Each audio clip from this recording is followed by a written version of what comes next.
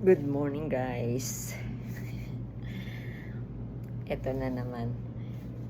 Ito titip ko na naman sa inyo. Kasi dati talagang masakit yung likod ko, masakit yung ribs. Hindi ako makagalaw. Pagka nahiga ako, tapos gaganon ako, masakit. So, sabi ko, malapit na yata ako mamatay. Kasi talagang marami ako nararamdaman sakit dito guys, sa likod ko, sa ano. Ngayon, meron akong naisip ko bigla. Nag-inhale, exhale ako. Nakahiga ako kasi nararamdaman ko masakit talaga. So, nag-inhale, exhale ako. Biglang nawala.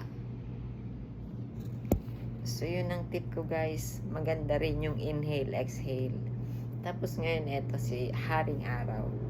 Medyo nag-uunat-unat ako. Dati, sinusuntok ko yan. Pero, pakiramdaman nyo rin sarili nyo.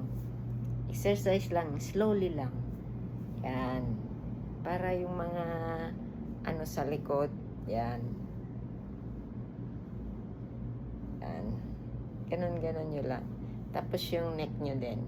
Kasi, sabi ko nga sa inyo, kinakalawang na yung ating mga joints. Maniwala kayo sa akin.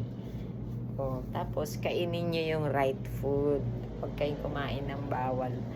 Iwasan natin yung mga prito, guys. Yan. Tapos, pwede naman kayo maggalaw-galaw dyan. Lakad-lakad. Kahit di kayo lumabas. Dito lang sa loob ng bahay. Ganon-ganon lang. O, yan. Yan, di ba?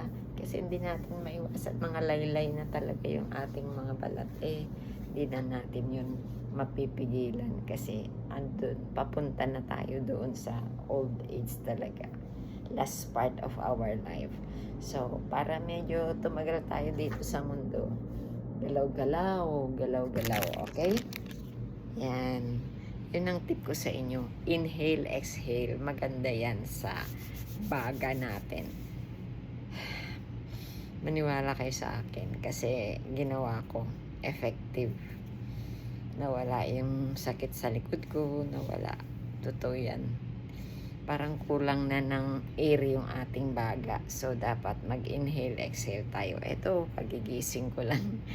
Nandyan si Haring Araw. Kaya, paaraw. Magpaaraw tayo ng konti. Sabay galaw-galaw. O, diba? So, yan ang tip ko ngayong umaga sa inyo. Inhale, exhale. Maniwala kayo kay Mami Val. Thank you.